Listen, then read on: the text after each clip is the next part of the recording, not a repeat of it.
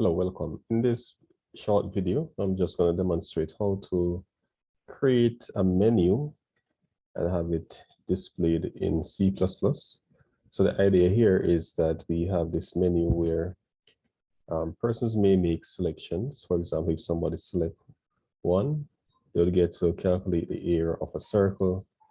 Upon calculating the area of a circle, it will return back to the main menu, where the user can make other selections like calculate the circumference, diameter, and so forth.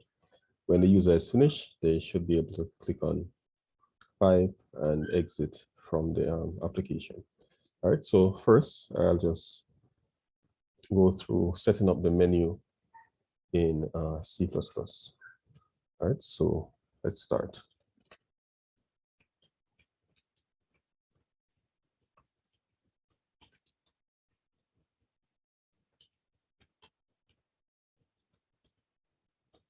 All right, so I'm gonna use a function to represent my menu. So I'm just gonna create a function that displays the main menu. So let's create a function.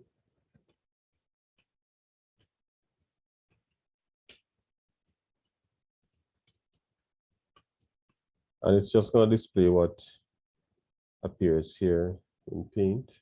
So I just want main menu in the center.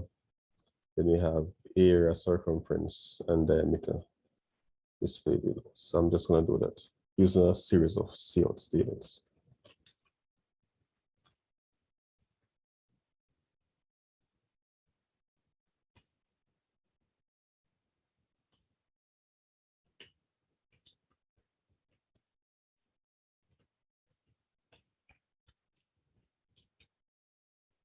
And then just going to create some new lines.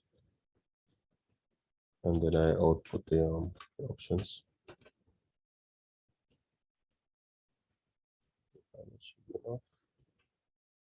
This option is to find area.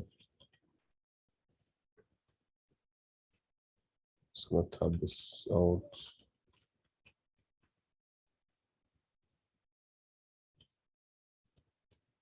All right, my next option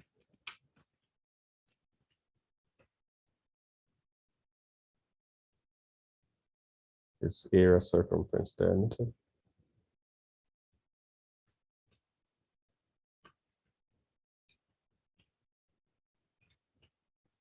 Circumference is 2.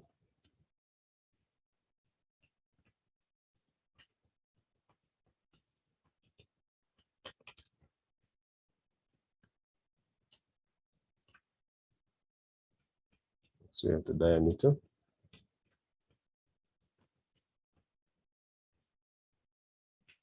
Let's show you. And then we have 5 to exit.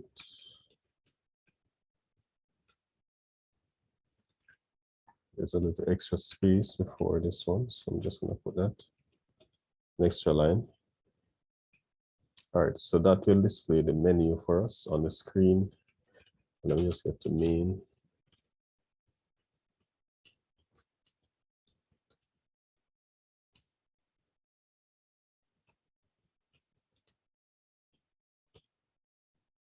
All right, so if we want to see this menu, we need to invoke the function by calling the function.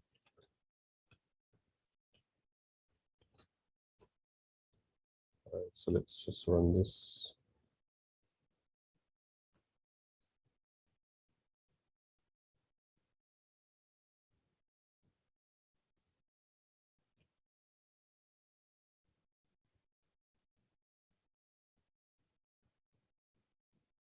All right, so there it is. Of course, you can make it neater if you wish.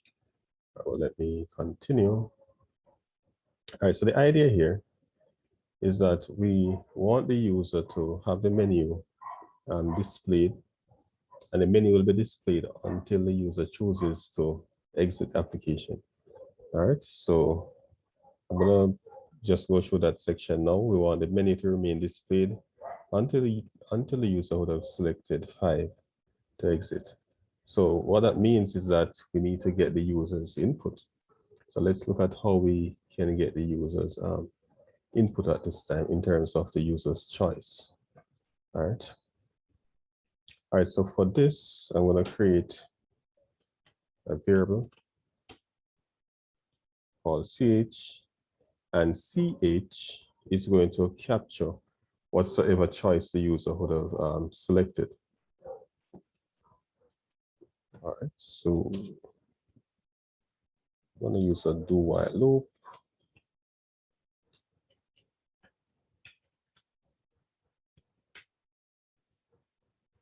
I'll display the menu. I want to get the choice. So the get ch function here that I'm using, it will allow the user to it will capture whatever character the user presses on the keyboard. So I'm going to say while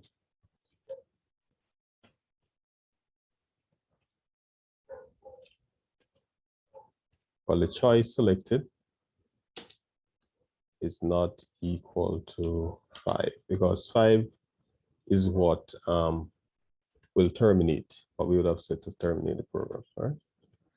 Now, in order for us to use or get ch, we'll have to include the appropriate library. In this case, to use the get ch, we'll have to include conio.h, all right?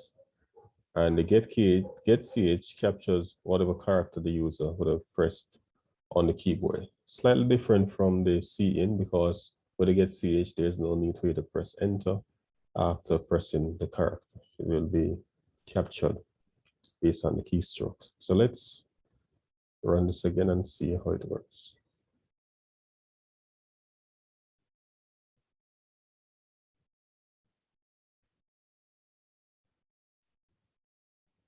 All right, so this is our menu.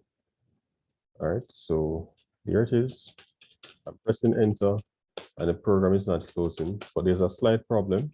If you notice that the menu keep on redisplaying, so the screen is now being flooded with the same thing. So what I really want to happen is I want the menu to remain, I just want one instance of the menu on the screen. So let's fix that. All right, to fix this, all you need to do is just to clear the screen upon each iteration. So once a menu item is selected and we're back to the main menu, we just need to clear it before we redisplay the menu. All right, so it's just like repainting the screen. And to do this, we're going to be using a function, a system function, and that's called CLS. Those of you who are used to MS-DOS, you would be familiar with the CLS function. So if you should get to the command prompt and you have your screen flooded, you can just type CLS and that will clear the screen for you. All right. So we're using that same function to clear our screen, and let's see the difference now that we have included the system CLS. All right. So here I'm pressing enter and it's not being redisplayed. So what happened is that it's displayed, but it's actually clearing the screen. So it appears as if there's only one instance. All right. And that is what I want. All right. So let's look at how we can get the menu choices and how to handle that. All right. So I'm going to be doing a function for each of these. Function for the area, one for the diameter, one for the circumference. Let's do that. So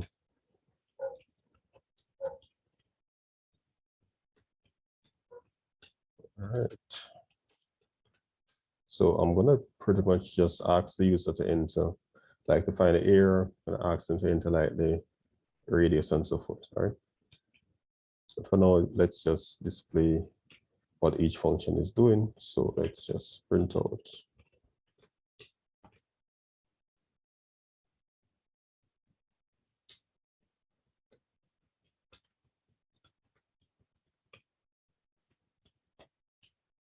All right, so for the area of the circle, That's what that one will be doing, finding the area of the circle. And I'll just keep it visible on the screen by putting a get ch. And the other one is circumference.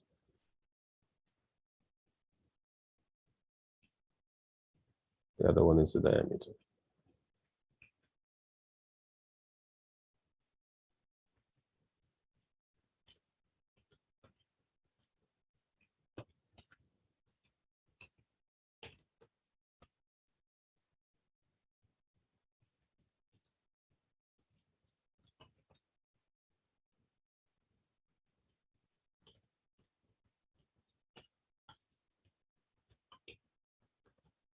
Next one is going to do the diameter. All right. So the idea here is that upon a selection of a menu item, the appropriate function should be called in order to have whatever operation that is to be carried out done. All right, so that will be handled inside here. So upon getting the user's choice, we are going to then determine what function is to be called and so forth. All right. So here we'll have gotten the choice. So CH is representing whether or not the user type 1, 2, 3, or 5.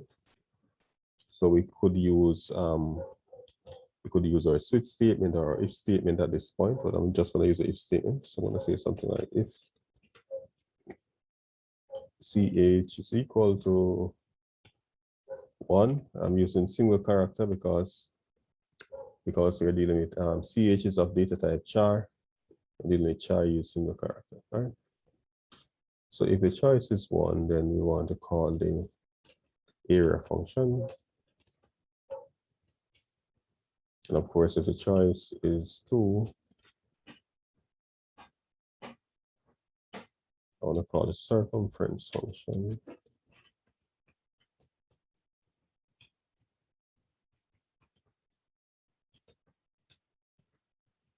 So if the choice is 3,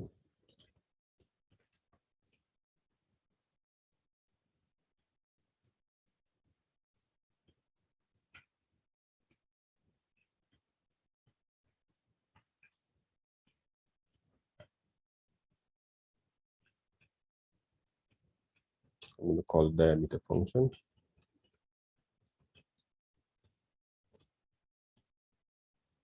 All right, so let's see. There are 3 choices.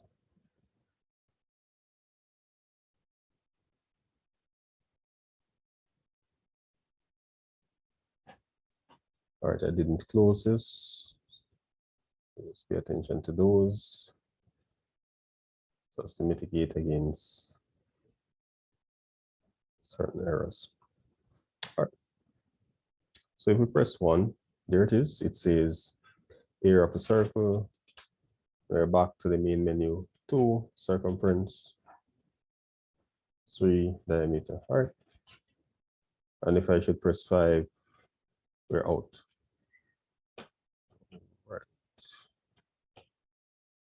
All right, so I didn't get out. So let's see what's wrong. All right, so you notice I pressed 5 a while ago and I didn't get out. That's because I didn't surround this with single quotes. Let's go back in there.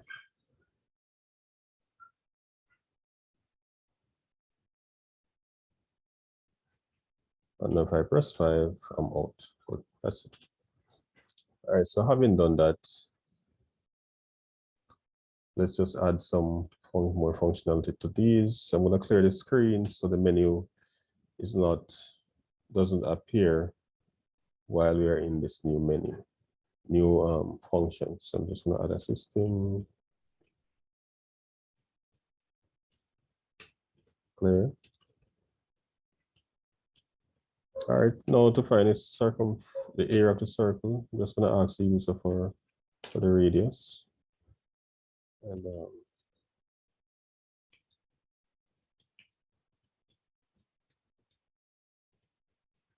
let's do the calculation, see how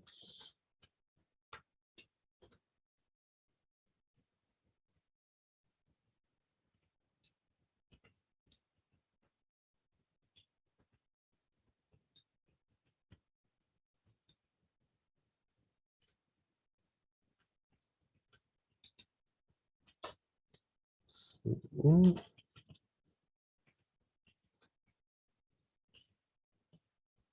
you can just print out the area.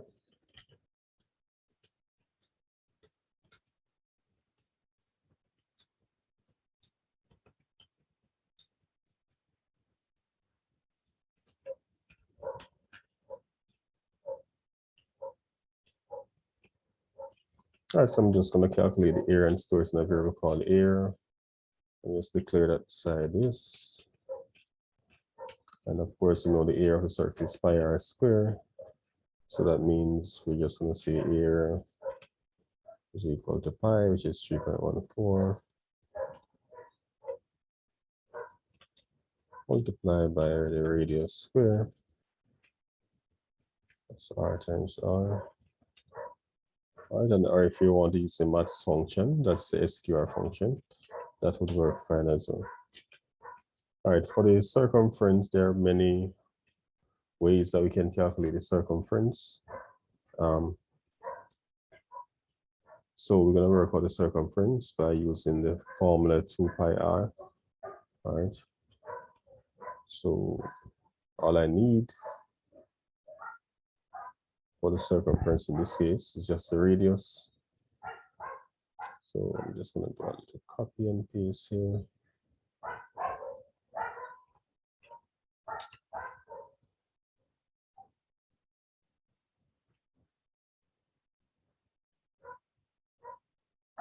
All right, so I'm going to find the circumference.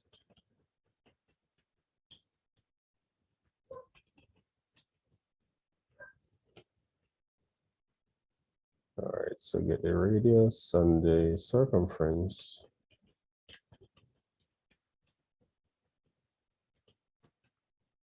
Change this from area to circumference.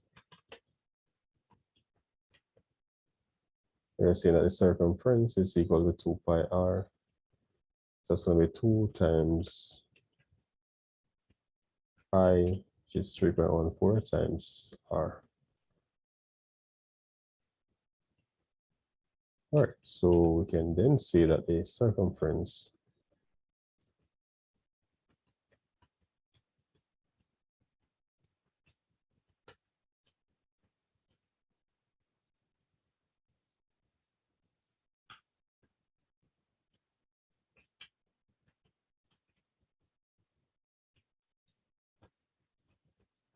right, so that will work for the circumference for us.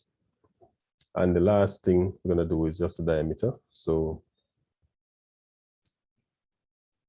all right, so to get the diameter, again, we can work out the diameter as 2 pi r, depending on what we have. Or if we have the circumference, we can work it out based on that. All right, so I'm just going to keep it simple. I'm going to work it out based on the radius and the diameter, as in 2r, that is, not 2 pi r. So, then I'm going to copy and paste.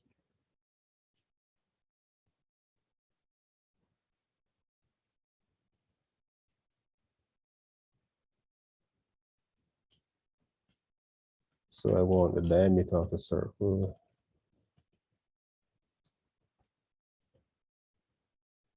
So change this. Still need the radius. Since we're using that method, that's the 2r. So the diameter is going to be equal to 2 times the radius.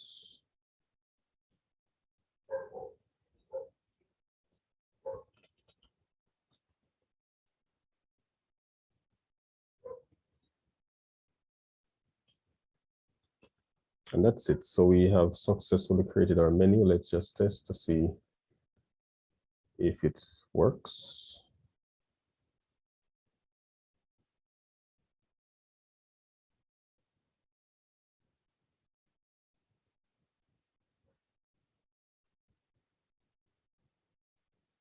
All right, so let's find the area. 1, the axis for the radius, 12.